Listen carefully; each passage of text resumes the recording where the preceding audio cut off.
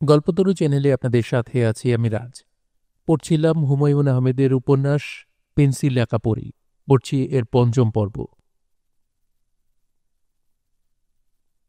শাহেদা বিছানায় এসে শুয়ে পড়লেন। রাতের রান্না কিছু হয়নি। ঝুমুরকে বলেছেন একার জন্যে 4টা চাল ফুটিয়ে ডিম ভেজে খেয়ে নিতে।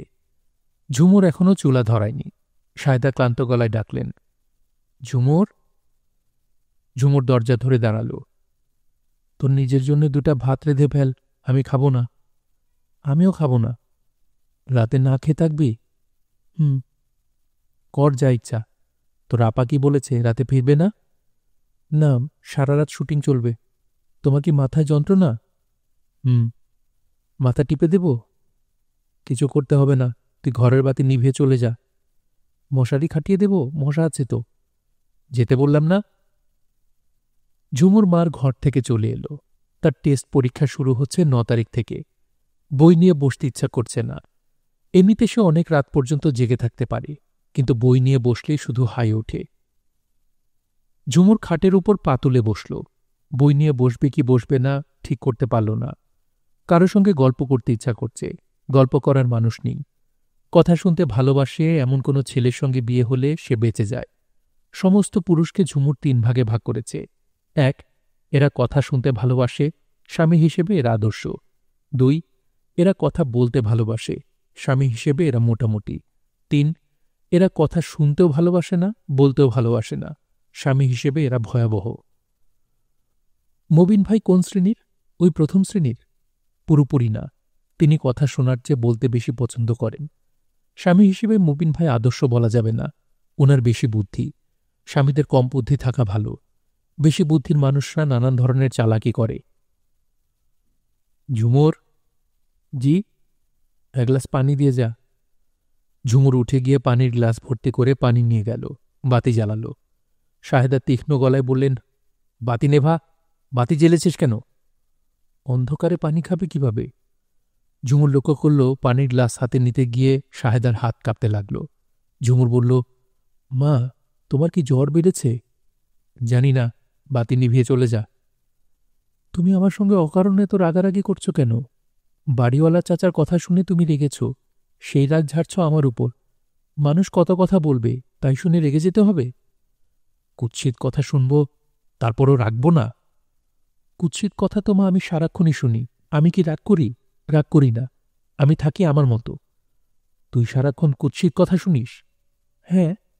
কে বলে? স্কুলের মেয়েরা বলে। সেদিন জিওগ্রাফি আপা আমাকে আড়ালে ডেকে নিয়ে জিজ্ঞেস করলেন। কি জিজ্ঞেস করলেন? হেন তেন নানান কথা। সংসার চলে কি করে, বড় বোন কি করে, এসব হাবি যাবি। কই, আমাকে তো কোনোদিন কিছু বলিসনি।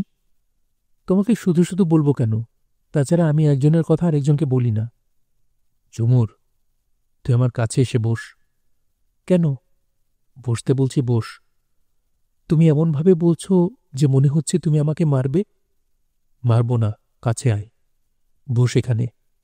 তোর আপার সঙ্গে তুই তো গুটি গুটি করে অনেক কথা বলিস। সে কি কখনো তোকে গোপন কিছু বলেছে? না, আপার স্বভাব হলো চুপচাপ থাকা। বকবক যা করার আমি করি, আপা শুধু শুনে যায়। আপা পুরুষ মানুষ হলে খুব ভালো স্বামী হতো। শাহেদা ভুরু কুঁচকে তাকালেন। ঝুমুর বিরক্ত গলায় বলল, তুমি এভাবে তাকিও না, তোমাকে আমাদের জিওগ্রাফি আপার মতো লাগছে। শাহেদা চাপা গলায় বললেন, তোর আপার সঙ্গে রাতে যখন ঘুমাস সে কিছুই বলে না? ঘুমের মধ্যে কথা বলবে কিভাবে? আপা ক্লান্ত হয়ে থাকে, মরার মতো ঘুমায়। মাঝে মাঝে। মাঝে মাঝে কি? মাঝে মাঝে ঘুম ভেঙে বিছানায় উঠে বসে, 2 হাতে মুখ ঢেকে হাউমাউ করে কাঁদে। তুই তখন কি করিস? কিছুই করি না, ভান করি যেন মরার মতো ঘুমুচ্ছি। ও কেন কাঁদে? আমি কি করে জানব কেন কাঁদে? সে যেমন রাতে মাঝে মাঝে কাঁদে, তুমিও কাঁদো। তুমি কেন কাঁদো সেটা যেমন আমি জানি না, আপা কেন কাঁদে সেটাও জানি না, জানতে ইচ্ছাও করে না। শাহেদা ক্লান্ত গলায় বললেন, সে ইচ্ছা করবে কেন? সংসারের কোনো কিছু নিয়ে তো তোকে ভাবতে হচ্ছে না। দিব্যি খাচ্ছিস, ঘুমুচ্ছিস, গায়ে বাতাস লাগিয়ে ঘুরছিস। তুমি আমার উপর শুধু শুধু রাগ করছো। রাগ করার মতো যখন কিছু করব তখন রাগ করো। তোমাকে বেশি দিন অপেক্ষা করতে হবে না। রাগ করার মতো কিছু খুব শিগগিরই করব। সেটা কি? টেস্ট পরীক্ষার প্রতিটি বিষয় গোল্লা খাব। শাহেদা কঠিন চোখে তাকিয়ে রইলেন। ঝুমুর উঠে দাঁড়াতে দাঁড়াতে বলল, মা, তোমাকে একটা কথা বলি, মন দিয়ে শোনো। আপা কি করে সংসার চালাচ্ছে সেটা তুমি খুব ভালো করেই জানো। তুমি ভান করছো তুমি কিছু জানো না। আমিও ভান করছি আমি কিছু জানি না। এটা কি মা ঠিক হচ্ছে? শাহেদা তাকিয়ে আছেন, পলকহীন চোখে তাকিয়ে আছেন। তার হাত পা থরথর করে কাঁপছে। ঝুমুর উঠে দাঁড়াল। শান্ত ভঙ্গিতে ঘরের বাতি নিভিয়ে নিজের ঘরে চলে গেল। সেখান থেকে চলে গেল বারান্দায়। বারান্দায় দেয়াল ঘেঁষে মোড়া পাতা। দেয়ালে হেলান দিয়ে ঝুমুর বসেছে। বাইরে সুন্দর জ্যোৎস্না। খানিকটা জ্যোৎস্না বারান্দায় এসে পড়েছে। গাছের পাতার ফাঁক দিয়ে জ্যোৎস্না নেমেছে। বারান্দায় সুন্দর পাতার নকশা। বাতাসে পাতা কাঁপছে, জ্যোৎস্নার নকশাও কাঁপছে। ঝুমুর সেই অপূর্ব নকশার দিকে তাকিয়ে নিঃশব্দে কাঁপছে। ভেতর থেকে শাহেদা ডাকলেন, ঝুমুর, ঝুমুর। ঝুমুর জবাব দিল না। সে চোখের পানি মুছে খালি চেয়ারটা নিজের পাশে টেনে আনল।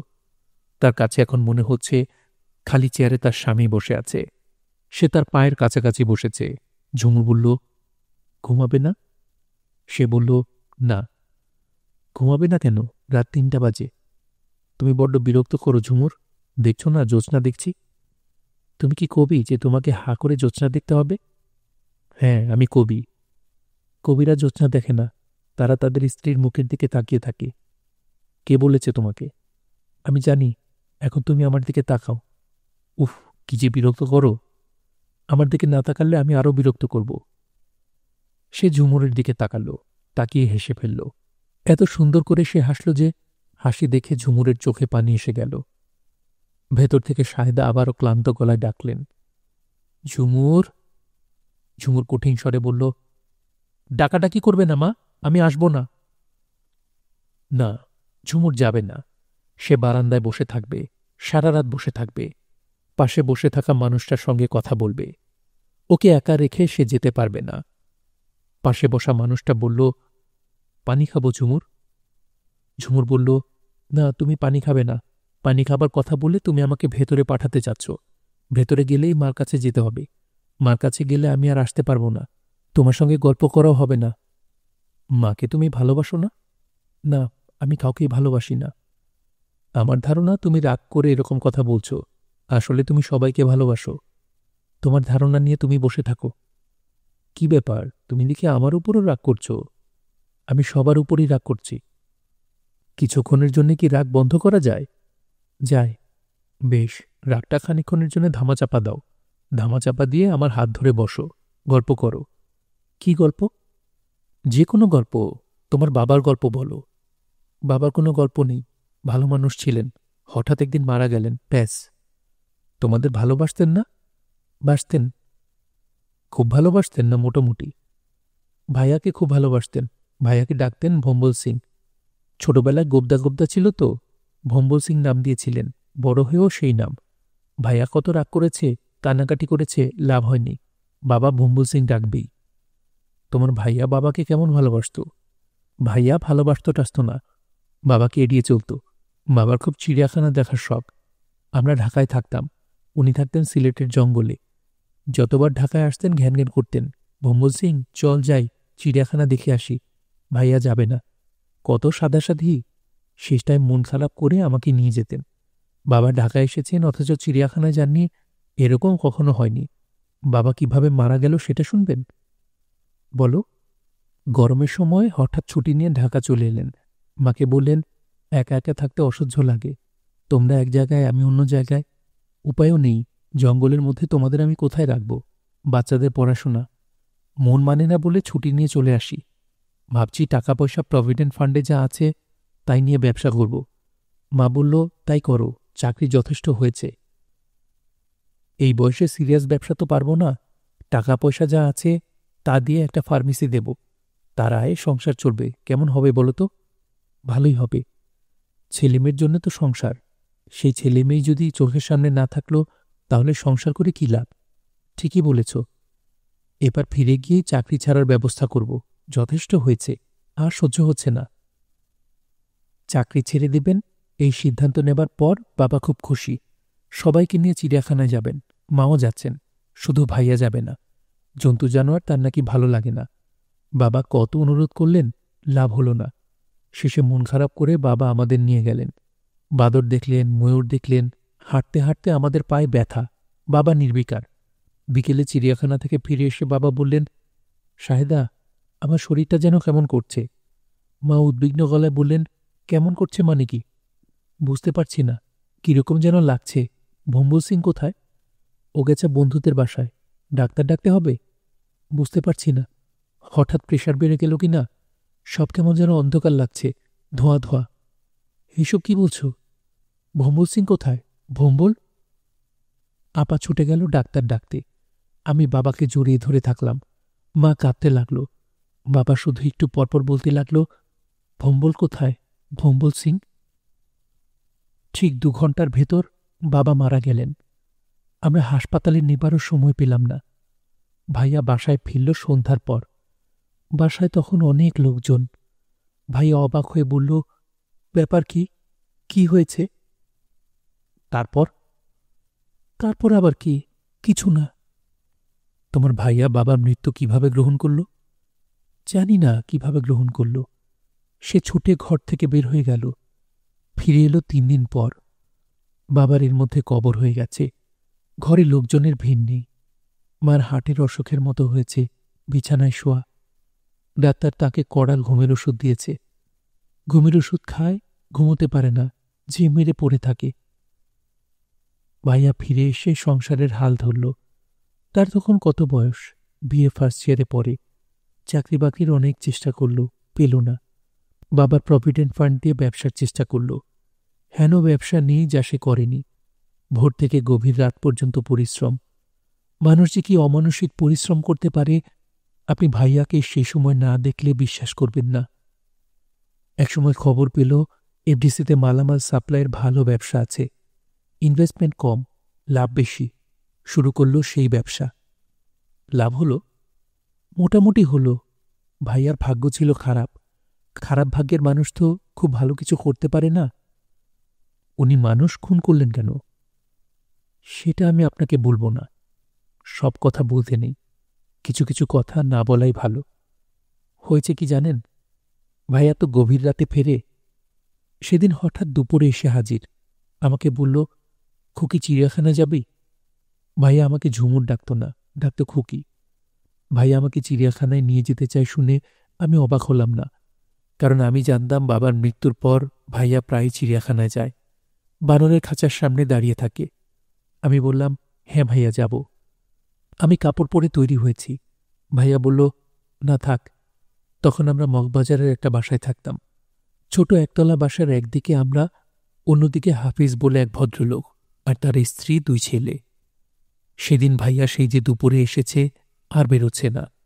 সন্ধ্যাবেলায় মা বললেন, কিরে, তোর কি শরীরটা খারাপ? ভাইয়া বলল, হুম। জ্বরটর না কিরে, দেখি কাছে আয় তো। ভাইয়া বলল, দেখতে হবে না, জ্বরটর কিছু হয়নি। রাতে ভাইয়া ভাত খেল না। 9টার সময় ঘুমিয়ে পড়ল। সে বাইরের ঘরে ঘুমালো। আমি গিয়ে দেখি মশা ভনভন করছে। এর মধ্যেই ভাইয়া ঘুমাচ্ছে। আমি মশারি খাটিয়ে দিলাম। ভাইয়া রাত 12টার দিকে জেগে উঠল। নিজেই রান্নাঘরে ঢুকে চায়ের কেতলি বসালো। খটখট শব্দ শুনে মা জেগেছে। রান্নাঘরে ঢুকে অবাক হয়ে বলল, তুই এখানে কি করছিস? ভাইয়া হাসি মুখে বলল, চা বানাচ্ছি। তুমি খাবে মা? মা বলল, না। ভাইয়া বলল, খাও না, দেখো আমি কি সুন্দর চা বানাই। ভাইয়া চা বানালো। মাকে নিয়ে দুজনে মিলে খেল। তার কিছুক্ষণ পর দরজার কলিং বেল বাজতে লাগল। মা বললেন, কে? পাশের ঘরের হাফিজ সাহেব বললেন, খালামা দরজা খুলুন, পুলিশ বাড়ি ঘিরে ফেলেছে। মা হতভম্ব হয়ে দরজা খুললেন। আমি তখন জেগেছি, আপা জেগেছে। আমরা বুঝতেই পারছি না কি হচ্ছে। আমরা দেখলাম অনেকগুলো পুলিশ বাড়িতে ঢুকল। ওরা বিছানা, বালিশ, খাট, মিটসে পলট পালট করতে লাগল। আপা ভয়ে কাঁপতে কাঁপতে বলল, ভাইয়া কি ব্যাপার? ভাইয়া জবাব দিল না। একজন পুলিশ অফিসার বললেন, ভয়ের কিছু নেই, রুটিন চেক, আমরা এক্ষুনি চলে যাব। তারা কিছুক্ষণের মধ্যেই চলে গেল। তবে যাবার সময় ভাইয়াকে নিয়ে গেল। আপা বললেন, ভাইয়াকে কোথায় নিচ্ছেন? পুলিশ অফিসার বললেন, থানায়। 2-1টা প্রশ্ন টশ্ন জিজ্ঞেস করে ছেড়ে দেব। আজ রাতেই ছেড়ে দেব, ভয়ের কিছু নেই। পুলিশ ভাইয়াকে ছাড়ল না। এই যে ভাইয়া গেল, আর বাসায় ফিরল না। পরদিন ভোরবেলা আপা আমাকে নিয়ে থানায় গেছে। ভাইয়ার সঙ্গে দেখা হলো হাজতে। ভাইয়া আপার দিকে তাকিয়ে বলল, এখানে ঘোরাঘুরি করে লাভ নেই, বাসায় চলে যা। আমি একটা খুন করেছি, পুলিশের কাছে স্বীকার করেছি। ঝুমুর ঝুমুর পেছন ফিরল। সাহেদা দরজা ধরে দাঁড়িয়ে আছেন, তার চোখে বিস্ময় ও ভয়। তিনি কাঁপা কাঁপা গলায় বললেন, কার সঙ্গে কথা বলছিস? ঝুমুর বলল, কারোর সঙ্গে না, নিজের মনে কথা বলছি। আয় ঘুমোতে আয়। ঝুমুর বলল, আমি আরও কিছুক্ষণ বসে থাকব। দুপুররাতে একা একা বারান্দায় বসে থাকবি, এটা কেমন কথা? আমার বসে থাকতে ভালো লাগছে মা। আয় লক্ষ্মী সোনা, ঘরে আয়। সাহেদা বারান্দায় এসে ঝুমুরের হাত ধরলেন। ঝুমুর আপত্তি করল না, উঠে এলো। সাহেদা বললেন, রাতে তো কিছু খাসনি, খিদে হয়েছে, কিছু খাবি? একটা পরোটা ভেজে দেব? দাও। তোমার শরীরটা এখন ভালো লাগছে মা? সাহেদা জবাব দিলেন না, রান্নাঘরে ঢুকলেন। পরোটা বানানো গেল না, ময়দা শেষ হয়ে গেছে, তিনি ভুলে গেছেন। ময়দার কথা মিতুকে বলা হয়েছে, ভোরবেলা সে নিয়ে আসবে। সাহেদা বললেন, 4টা চাল ফুটিয়ে দিই। ঝুমুর বলল, কোনো কিছু ফুটিয়ে দিতে হবে না, তুমি ব্যস্ত হইও না। এক গ্লাস শরবত খেতে পারি, ঘরে কি চিনি আছে মা? সাহেদা দেখলেন চিনির কোটাও খালি। ঝুমুর বলল, এক একটা দিন খুব অদ্ভুত হয়, কিছু পাওয়া যায় না। আবার কোনো কোনো দিন আছে সব পাওয়া যায়, সেদিন তুমি যা চাইবে তাই পাবে। সাহেদা শান্ত ভঙ্গিতে বসে আছেন। রান্নাঘরের দরজা ধরে দাঁড়িয়ে আছে ঝুমুর। মেয়েটাকে আজ অনেক বড় বড় লাগছে। ঝুমুর বলল, মা শোনো, আপার একটা কথা তোমাকে বলি। আপাকে নিয়ে মাঝে মাঝে তুমি দুশ্চিন্তা করো, আজে বাজে কথা ভাবো। এইসব ভাবার কোনো কারণ নেই। আপা মরে যাবে, তবু অন্যায় কিছু করবে না। সাহেদার চোখ মুখ উজ্জ্বল হয়ে উঠল। ঝুমুর বলল, সিনেমার কাজ, শুটিংয়ের কাজ, রাত দিন বাইরে থাকতে হয় বলে লোকজন আজে বাজে কথা বলে। ওদের আজে বাজে কথা বলার কোনো কারণ নেই। সাহেদা কাঁপা গলায় বললেন, সেইটাই তো আমি বলি মা, আমার নিজের মেয়ে, আমি তাকে জানি না? লোকজনের আজে বাজে কথা বলার কোনো অধিকারও নেই। আপা কি সামান্য চাকরির জন্যে মানুষের বাড়িতে বাড়িতে যায়নি? কেউ কি দিয়েছে তাকে কিছু জোগাড় করে? আজ কেন বড় বড় কথা বলে? সাহেদার চোখে পানি এসে গেছে। তিনি চোখ মুছলেন।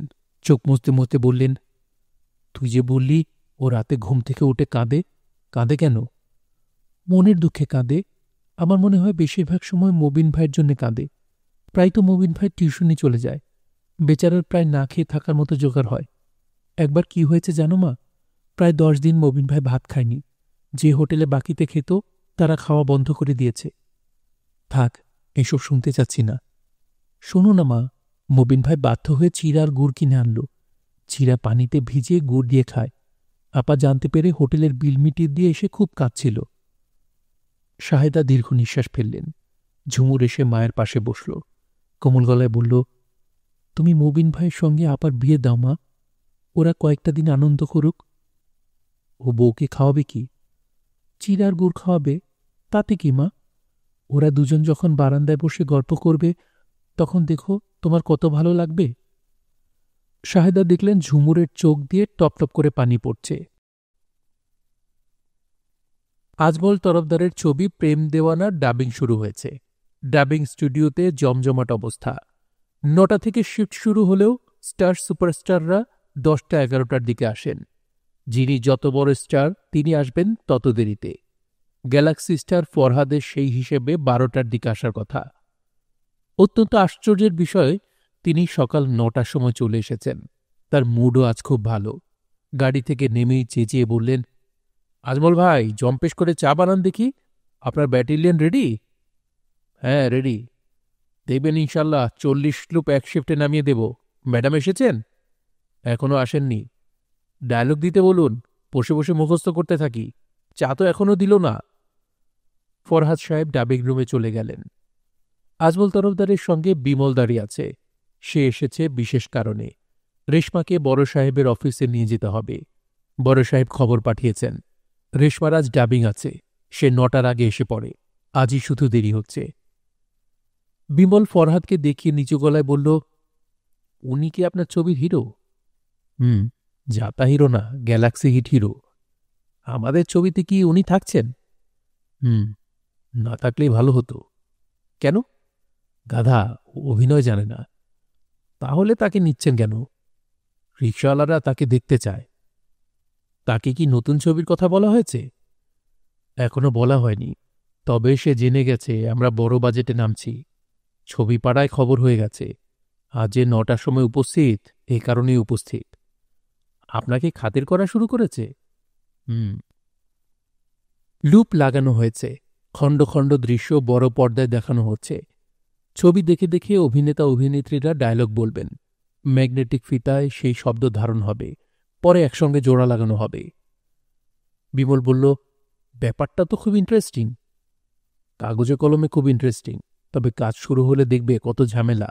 ঠোঁট মেলানো যায় না, ডায়লগ যায় একদিকে, ঠোঁট নড়ে অন্যদিকে। কাজ শুরু হবে কখন? ম্যাডাম এলেই শুরু হবে। ফরহাদ সাহেব চায়ের কাপ এবং হাতে স্ক্রিপ্ট নিয়ে আজমল তরফদারের কাছে চলে এলেন। কাজ শুরু হবে কখন আজমল ভাই? এই তো অল্প কিছুক্ষণ। আপনার সঙ্গে বসে গল্পগুজব করি। নতুন বই নাকি করছেন? Big budget movie? হ্যাঁ। স্টোরি লেখা হয়েছে? হচ্ছে। নায়ক নায়িকা কয় পেয়ার? 1 or 2? এখনও কিছুই ঠিক হয়নি। আর্টিস্টের ব্যাপারে কিছু ভাবছেন? এখনও ভাবিনি। আমার অবশ্য দম ফেলার সময় নেই, হেভি বুকিং। তারপরেও আপনার ব্যাপার অন্য। Thank you. আপনার প্রেম দেওয়ানাও হিট করবে। ডায়ালগ মারাত্মক, হিট ডায়লগ। ডায়লগের জন্য উঠে যাবে। কথাবার্তার এই পর্যায়ে ডাবিং স্টুডিওর দরজা ফাঁক করে রেশমা তাকাল। আজমল তরফদার ফরহাদ সাহেবের কথা সম্পূর্ণ অগ্রাহ্য করে বললেন, রেশমা, এসো এসো। রেশমা পুরোপুরি হকচকিয়ে গেল। আজমল তরফদার এরকম আন্তরিক ভঙ্গিতে ডাকবেন ভাবাই যায় না। সে দেরি করে এসেছে বলেই কি রসিকতা করছেন? এখনই কুৎসিত গালি শুরু হবে? হল ভর্তি মানুষের সামনে গালি শুনতে এত খারাপ লাগে? তার হাত পা জমে যাবার মতো হল। দাঁড়িয়ে আছো কেন? আসো, পরিচয় করিয়ে দিই। এ হল বিমল, বিমলচন্দ্র হাওলাদার। বিমল, এর নাম রেশমা। বিমল তরাক করে উঠে দাঁড়িয়েছে। বিনীতভাবে সে সালাম দিল। ফরহাদ পর্যন্ত অবাক হয়ে তাকাচ্ছে। রেশমা ইতস্তত করে বলল, বাসের চাকা পাংচার হয়ে গিয়েছিল, ঠিক করল, এই জন্যে দেরি হয়েছে। আজমল তরফদার বললেন, নো প্রবলেম। 11টার আগে ডাবিং শুরু হবে না। তোমার বোধহয় 2টা লুপ, একসময় করে ফেললেই হবে। বিমল তোমাকে নিতে এসেছে, ওর সঙ্গে একটু যাও। কোথায় যেতে হবে, কি ব্যাপার, এইসব কিছুই জিজ্ঞেস করতে ইচ্ছা হচ্ছে না। রেশমার মনে হল সে পালিয়ে যেতে পারলে বাঁচে। আজমল তরফদার বললেন, রেশমা, তুমি কি চা খেয়ে যেতে চাও? চা হয়ে গেছে, 1 কাপ চা খেয়ে যাও। ডাইরেক্টর সাহেবের জন্য আলাদা সুন্দর কাপে চা আসে। আজমল তরফদার নিজেই তার চায়ের কাপে গিয়ে ধরলেন। রেশমা ক্ষীণ গলায় বলল, চা খাবো না। আচ্ছা ঠিক আছে, তুমি ফিরে এসে চা খেও। এখন বরং বিমলের সঙ্গে চলে যাও। ডাবিং স্টুডিওর সামনে কালো রঙের বিরাট একটা গাড়ি দাঁড়িয়ে আছে। গাড়ির জানলার কাছে পর্দা দেয়া। বিমল এসে গাড়ির দরজা খুলে দিল। আশপাশের লোকজন কৌতূহলী চোখে দেখছে। তার চেয়েও বড় কথা, আজমল তরফদার তাকে গাড়িতে তুলে দিতে এসেছেন। মোবারক সাহেবের চোখে রিডিং গ্লাস, অর্ধচন্দ্রাকৃতি চশমা। এই চশমার অসুবিধা এই যে, যার দিকে তাকানো হয় সে চোখ দেখতে পায় না। তিনি কাউকে তার চোখ দেখাতে চান না। তার ধারণা, শরীরের যেমন পোশাকের প্রয়োজন, চোখের তেমন পোশাক দরকার। নগ্ন চোখ নগ্ন শরীরের মতো। মোবারক সাহেব বললেন, বসো, দাঁড়িয়ে আছো কেন? রেশমা বসল, জড়সড় হয়ে বসল। মেয়েটিকে তিনি আগে একবারই দেখেছেন। সে দেখা রাতের দেখা, দিনে কখনো দেখেননি। এখন ঝকঝকে দিন, ঘড়িতে বাজছে 12টা 21। রাতের দেখা মানুষ দিনের আলোয় সম্পূর্ণ অন্যরকম হয়ে যায়। এই মেয়েটার ক্ষেত্রে সেরকম ঘটে কিনা তার জানার ইচ্ছা। মেয়েটি সাজগোজ করেনি। ওই রাতে বেশ সেজেছিল। কপালে টিপ ছিল, ঠোঁটে লিপস্টিক ছিল। আজ কপাল শূন্য, ঠোঁটেও লিপস্টিক নেই। মেয়েটি কোলের ওপর হাত রেখে বসেছে বলে তিনি তার হাত দেখতে পাচ্ছেন না। ওই রাতে মেয়েটির হাতে সবুজ রঙের কাচের চুড়ি ছিল। আজ বোধহয় চুড়ি পরেনি। চুড়ি পরলে চুড়ির টুংটাং আওয়াজ কানে আসত। তোমার নাম টেপি, তাই তো? রেশমা জবাব দিল না, চুপ করে বসে রইল। মোবারক সাহেব চোখ থেকে রিডিং গ্লাস পুরোপুরি খুলে ফেললেন। তার যে শুধু কাছে দেখার সমস্যা তাই না, মায়োপিয়া আছে বলে দূরের জিনিসও ভালো দেখতে পান না। মেয়েটিকে ভালো মতো দেখার জন্যে অন্য একটা চশমা দরকার। তিনি ড্রয়ার খুললেন, চশমা বের করে পড়লেন, তীক্ষ্ণ দৃষ্টিতে তাকালেন। ওই দিন তুমি মিথ্যা করে কেন বললে তোমার নাম টেপি, বোনের নাম হ্যাপি? মিথ্যা বলার প্রয়োজন ছিল কি? ছিল। আসল নাম পরিচয় কাউকে জানতে দিতে চাও না, এই তো ব্যাপার। জি। যে তোমার সত্যিকার পরিচয় বের করতে চায় তার জন্য তো খুব সমস্যা হবার কথা না। কেউ সত্যিকার পরিচয় বের করতে চায় না। তুমি চা বা কফি খাবে? জি না। তুমি সিনেমার লাইনের, সেখান থেকে নতুন পেশায় কিভাবে চলে এলে? আমি বলতে চাচ্ছি না। বলতে চাচ্ছ না কেন? বলতে ইচ্ছা করছে না। গল্প করার মতো মজার কোনো বিষয় এটা না। আমি তো গল্প করছি না, জানতে চাচ্ছি। জানতে চাচ্ছেন কেন? কৌতূহল বলতে পারো। তোমার এক ভাই তো জেলে আছে, ও জেলে গেল কেন? ও জেলে আছে সেটা যখন জানেন, তখন জেলে কেন সেটাও যেন আপনার জন্য কোনো সমস্যা না। তুমি বলতে চাচ্ছ না? জি না। মোবারক সাহেব ইন্টারকমে বোতাম টিপে 2 গ্লাস পানি দিয়ে যেতে বললেন। পানির সঙ্গে সঙ্গে চলে এলো। তিনি নিজে 1 গ্লাস পানি নিলেন, রেশমার দিকে একটা গ্লাস বাড়িয়ে দিলেন। নাও, পানি খাও। আমার তৃষ্ণা পায়নি, আমি পানি খাব না। ওই রাতে তুমি তো বেশ হাসি খুশি ছিলে, গল্প করছিলে। আজ এমন গম্ভীর হয়ে আছো কেন? ওই রাতে আপনি আমাকে কি জন্যে ডেকে এনেছিলেন আমি জানতাম। আজ কি জন্য এনেছেন আমি জানি না। তোমাকে কি জন্যে আনা হয়েছে তুমি জানো না? জি না। অনুমান করতে পারছ, না তাও পারছ না? পারছি না। ওই দিন তোমাকে কিছু টাকা দিয়েছিলাম, টাকা ফেলে চলে গেলে কেন? রাগ হয়েছিল, ওই জন্যে ফেলে চলে গেছি। তুমি যে জীবনযাপন করছো, সে জীবনে কি টাকার উপর রাগ করা মানায়? না, মানায় না। আপনার টাকা আমি নিয়েছি, সংসারে খরচ করেছি। তুমি তোমার একটা চুলের ফিতাও ফেলে রেখে গিয়েছিলে। রেশমা চোখ তুলে তাকাল। লোকটির কাণ্ডকারখানা সে ঠিক বুঝতে পারছে না। এই লোক তার কাছে কি চায়? খারাপ মেয়েদের নিয়ে নানান ধরনের মজা করতে লোকজন ভালোবাসে। এও কি মজা করছে? লোকটা জানে না যে ইচ্ছা করলে রেশমাও লোকটাকে নিয়ে মজা করতে পারে। না, রেশমা পারে না। টেপি পারে। টেপি নানান ধরনের মজা করতে পারে। কিন্তু এখন সে টেপি না, এখন সে রেশমা। রেশমা মোটামুটি ভদ্র মেয়ে। আর মিতু কেমন মেয়ে? এই ভদ্রলোক জানেন না মিতু কেমন মেয়ে, শুধু মবিন ভাই জানেন।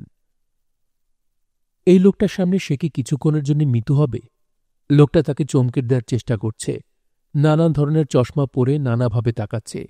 চুলের ফিতার প্রসঙ্গ তুলেছে। তার মানে চুলের ফিতা সঙ্গে নিয়ে এসেছে।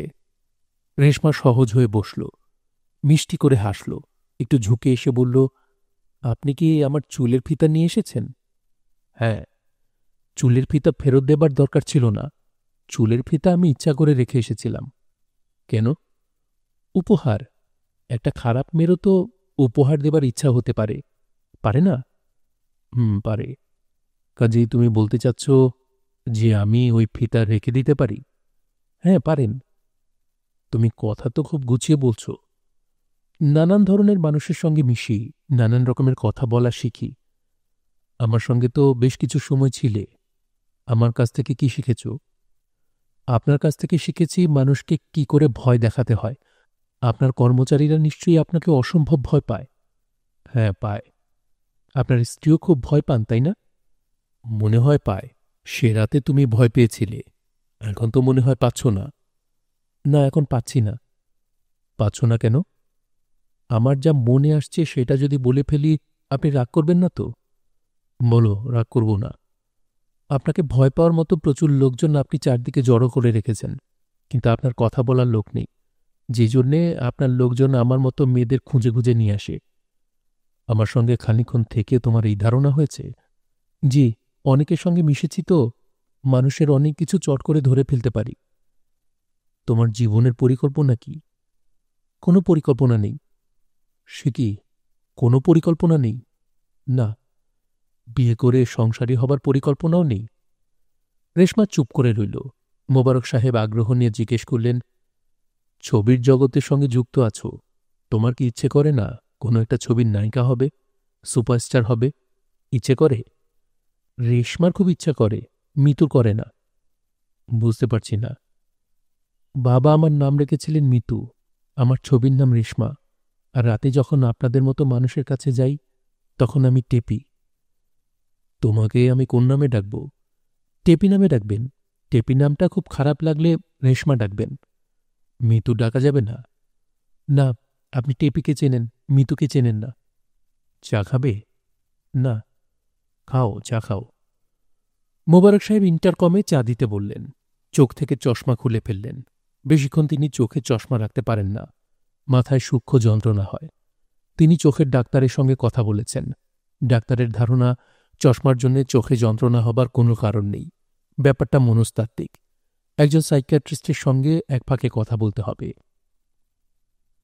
মোবারক সাহেব চশমা ড্রয়ারে রাখলেন। সেখান থেকে সিগারেটের প্যাকেট বের করে সিগারেট ধরালেন। এটি দিনের প্রথম সিগারেট। প্রথম সিগারেট খেতে ভালো লাগে না, দ্বিতীয়টি ভালো লাগে। তিনি ঠিক করে ফেললেন মেয়েটি থাকতে থাকতেই দ্বিতীয় সিগারেট ধরাবেন। কফির সঙ্গে সিগারেট ভালো লাগবে। মোবারক সাহেব খানিকটা ঝুঁকে এসে বললেন, তোমাকে আমার পছন্দ হয়েছে, খুব পছন্দ হয়েছে। তোমাকে চমৎকার কোনো গিফট আমি দিতে চাই। কি গিফট পেলে তুমি খুশি হবে বলো?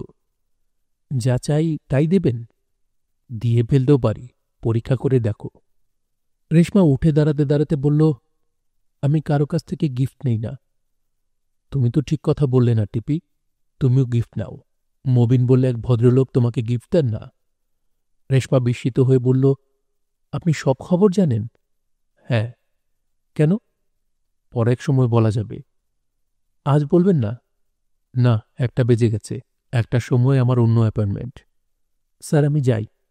আচ্ছা যাও, কোথায় যাবে নিজে গিয়ে বলো, গাড়ি তোমাকে পৌঁছে দেবে। গাড়ি লাগবে না। মোবারক সাহেব সাধারণত আধ কাপের বেশি কফি খান না। আজ পুরো কাপ শেষ করলেন। কয়েকটা জরুরি টেলিফোন কল সারলেন, তবে কোথাও খুব মন বসাতে পারলেন না। ইনকাম ট্যাক্স লয়ারকে 11টায় আসতে বলেছিলেন। সে এসেছে, নিচে অপেক্ষা করছে। তার সঙ্গে বসতে ইচ্ছা করছে না। তাকে চলে যেতে বলতেও মন সায় দিচ্ছে না। অস্থির ভাবটা হয়তো কিছুক্ষণের মধ্যে চলে যাবে। ইনকাম ট্যাক্স লয়ারের সঙ্গে কথা বলতে ইচ্ছা করবে। সে চলে গেলে হয় কি করে? অপেক্ষা করুক। টেবিলের উপর সেক্রেটারির হাতে লেখা নোট পড়ে আছে। তাকে মনে করিয়ে দেবার জন্যে নোটগুলো লেখা। 2টা পয়েন্টে লাল স্টার মার্ক দেয়া। 1. শিক্ষামন্ত্রী আফসার উদ্দিন খাঁ 2বার টেলিফোন করেছেন। তিনি 2টা পর্যন্ত দপ্তরে আছেন। 2. গুলশান থেকে আম্মা টেলিফোন করেছেন, খুব জরুরি খবর। 3. চেম্বার অফ কমার্সের মিটিং, সোনারগাঁ হোটেলের বলরুম, সন্ধ্যা 7টায়। 4. বিথোভেনের স্মরণে জার্মান দূতাবাসে ককটেল পার্টি, সন্ধ্যা 7টায়। 1 এবং 3 নম্বর আইটেমে লাল স্টার মার্ক দেয়া। 2 নম্বর আইটেম মোটেই জরুরি নয়। তারপরেও মোবারক সাহেব পিএকে বললেন তার স্ত্রীকে লাইনে দিতে। সঙ্গে সঙ্গে লাইন পাওয়া গেল। হ্যালো রেহানা, জরুরি কি খবর যেন দেবে বলছিলে? তোমাকে তো টেলিফোন করে করে আমি হয়রান হয়ে গেলাম, কখনোই লাইন দেয় না। তোমার সেক্রেটারির দল কি ইচ্ছা করে আমাকে অ্যাভয়েড করে? ওদের দোষ নেই, মিটিংয়ে ছিলাম। জরুরি খবরটা কি বলো? তুমি যে স্বপ্ন তথ্যের 2টা বই এনেছ, 2টা বই সম্পূর্ণ দুরকম। একটাতে লেখা হাতি স্বপ্ন দেখলে ধন লাভ হয়, আরেকটায় লেখা হাতি স্বপ্ন দেখলে বিপদের পূর্বাভাস। সম্পূর্ণ উল্টা না? তা তো বটেই। এখন আমি কোনটা বিশ্বাস করব? যেটা ভালো সেটা বিশ্বাস করাই তো নিরাপদ। তুমি কি হাতি স্বপ্ন দেখেছ? না। তাহলে হাতি দেখা নিয়ে মাথা ঘামাচ্ছ কেন? একটা বইয়ের সঙ্গে অন্যটা মিলিয়ে দেখছি, কিছু করার নেই তো। যত ঘাটছি ততই অবাক হচ্ছি। অবশ্যই কিছু কিছু জায়গায় 2টা বইয়ের একই অর্থ, যেমন ধরো পানির স্বপ্নে দেখলে অসুখ বিসুখ হবে। আমি করছি কি, যেসব স্বপ্নের অর্থ 2টা বইয়ে একই লেখা সেগুলো সবুজ কালি দিয়ে দাগাচ্ছি।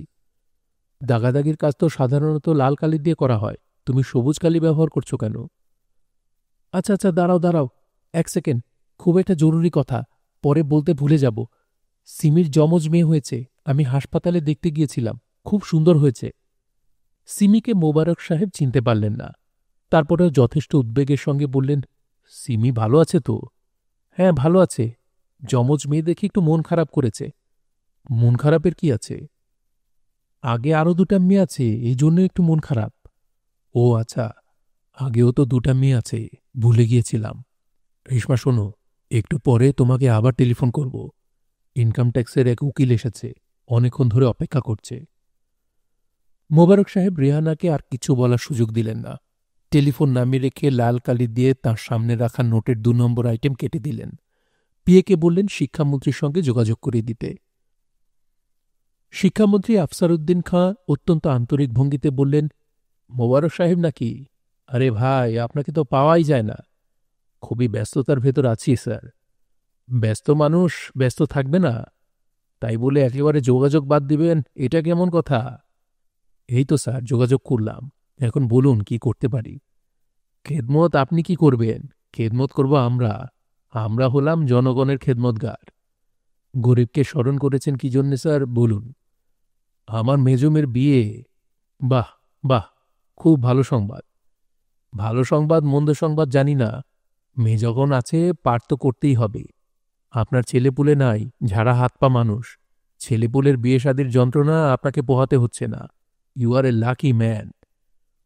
মেয়ের বিয়ে উপলক্ষে যদি আপনার কোনো কাজে লাগি, বলতে লজ্জা করবেন না। আরে লজ্জা করব কেন? আপনি তো বাইরের কেউ না। আপনার ভাবি কাল রাতে বলছে মোবারক সাহেবকে কিন্তু টেলিফোনে দাওয়াত দেবে না, নিজে গিয়ে দাওয়াত দেবে। আপনি কিন্তু স্যার ভাবির কথা শুনেননি, টেলিফোনে দাওয়াত সেরেছেন। আরে ছি ছি, কি যে বলেন! বিয়ের খবরটা ইন অ্যাডভান্স আপনাকে দিলাম, দাওয়াতের তো কার্ডই ছাপা হয়নি। স্যার বিয়েটা কবে?